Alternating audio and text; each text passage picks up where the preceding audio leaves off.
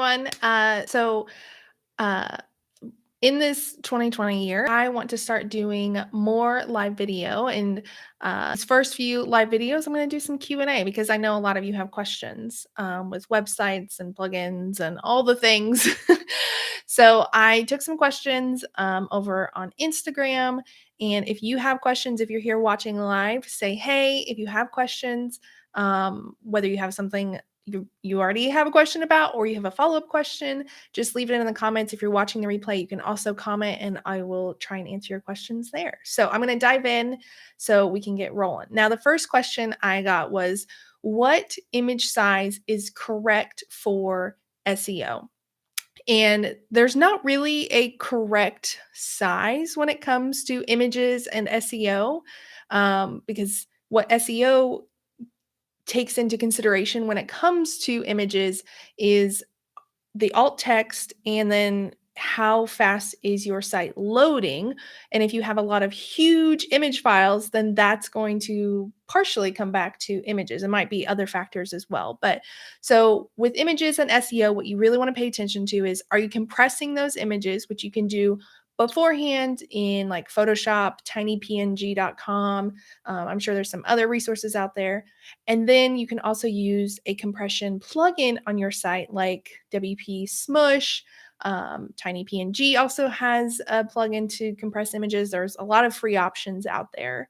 And then make sure you put alt text on those images so that that gives more keyword data to Google. So there's not really like a correct size in terms of like, oh, it needs to be a 4x6 or whatever. And there's not even a specific, oh, it needs to be like, like 2 GB or 2 KB or whatever. Like it just really comes down to site speed and alt text.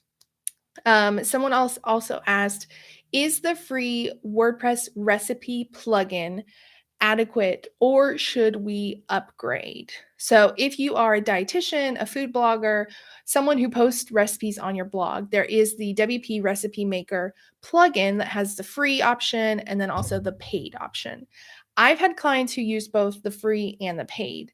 It really comes down to like, how much information do you want your recipes to have in terms of like nutrition information? That's really what it comes down to.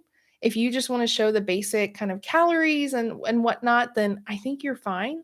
There's obviously nothing wrong with upgrading, like that's not going to hurt, but it's really, do you care about sharing that information? Does your audience want that information? If not, then just stick with the free version. The next question was, what do we do if we're hacked? Which is everyone's kind of like biggest fear when it comes to websites. What happens if I get hacked? What happens, if my website goes down? Like, what do I do? So if you are hacked, the first thing you should do is contact your host. Now, my host, which is Flywheel, actually will take care of malware and getting the site back up for free. Like that's included. Other hosts, some do it for free, some have like that service, but you have to pay a little bit of a fee for it. So just look at your host and see if that's included, or if you're totally on your own. If you are on your own, one service I would recommend is Sucuri, which is SUCURI. And they will go and take care. I think it's like $200 or $300 to get your site back up and running. And then see if the host or whoever you get to fix your site can tell you maybe how it happened. You may need to add another security plugin like WordFence. You may need to change your login information. Like if your login is just admin as the username, that's one of the biggest security threats. So make sure you change your username to something a little more personal. I actually talked about this on Instagram a few weeks ago.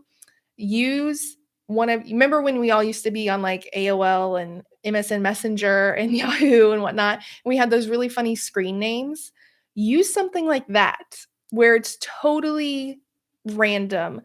Because even if you don't use admin, but maybe you just use like your first name or your first and last name, like that's easy to guess. So throw in some numbers and whatever to kind of make your username a little harder to guess. But yeah, so if you're hacked, if you don't get hacked, but your site, like something breaks and you just see the white screen of death, then again, contact your host. They should be able to restore like from a backup. Hopefully you are using a host like SiteGround or Flywheel that has backups that you can just restore. And then usually the host can also check the logs, the activity logs or the error logs, and see, hey, this particular plugin is causing issues. That's what caused it. And it's not like, oh, I have to delete the plugin. It may be that there's a bug in that plugin, or just something went wrong when you were updating and you just need to try again. Like, they can usually help you troubleshoot that. So all is not lost. If you have the white screen of death, usually, don't quote me, but usually you can fix that within like a day or so.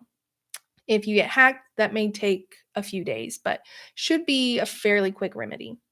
And which I've already kind of mentioned this, but someone asked about recommended hosts. I use SiteGround and Flywheel with my clients. I personally use Flywheel, and I'd say like 98% of my clients use SiteGround. So it's both of those are great, and there are some other good ones out there. I do not recommend Bluehost or GoDaddy as host. GoDaddy is okay for domains, but other than that, I do not recommend those companies. Like I have a client who is on Bluehost just for her domain, even like she's not even hosting with them, but just her domain, and they could not handle a redirect. Like I set up the redirect, I know how to do it, but it was not working. I had to try and troubleshoot with them, and then they just messed it up. Like they can't handle things, so I do not recommend them.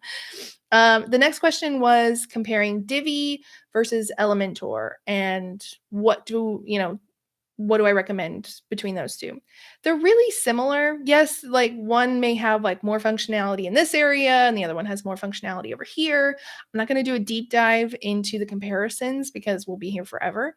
But what people really care about when it comes to themes is the price and how easy it is to learn. So, Divi is a little cheaper, but some people think it's harder to learn.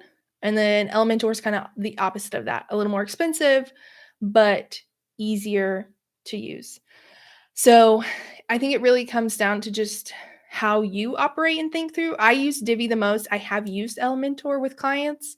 And I mean, I'm a tech nerd. So like it's not hard for me to learn, but I think Divi is more intuitive, but that could also be just me being used to Divi, you know?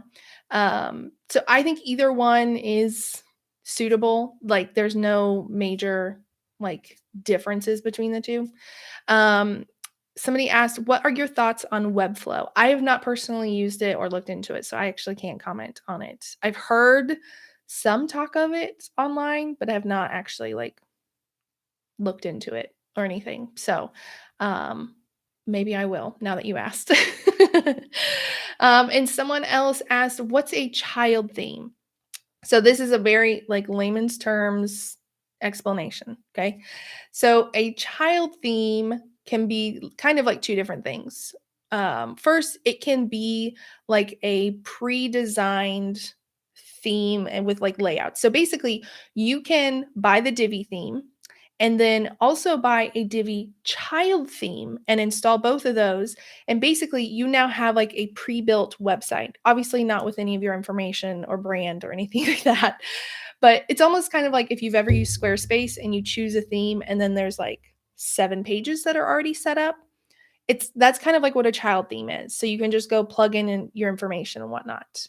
And you can do child themes exist outside of just Divi, but I'm just using that as an example. So that's kind of what a child theme can be. The other thing a child theme is, though, is like I can install Divi and then install a just bare bones like child theme. And basically, anytime you make any major CSS like coding changes to the theme, you want that to live inside of the child theme. That way, when you update Divi, you don't lose all of those customizations, which it's not like guaranteed you would lose, but it just helps safeguard against the chance of losing all those customizations. So that's kind of what a child theme is. It just is kind of a theme within a theme, if that makes sense. And then someone else asked, what do those SEO plugins even do? When they're talking about like Yoast, all in one SEO, rank math, like those kinds of things. Basically, they help you better optimize your content and metadata to that Google reads. They read it. So it just helps you do that. Like these SEO plugins are not guaranteeing like if you just install it, you're going to jump to the top of search. And in fact, like I've actually had people who installed Yoast thinking like, "Oh, I just install it and it optimizes my site for me." And like that's it. Like now I'm optimized for search. That's not how that works. You actually have to fill in the SEO information and like optimize your content. It's just a tool on your website to help you optimize. So it's not gonna like help you just like automatically push you to the top of search. But those are the questions that I got. If you're watching the replay, like I said, you can leave questions down in the comments. I'll be sure to come back and answer any of those. And I put links down in the description also if you want to check out SiteGround, Flywheel, or Divi. So thanks for watching. If you enjoyed this, be sure and give it a thumbs up, and I will see you all next time.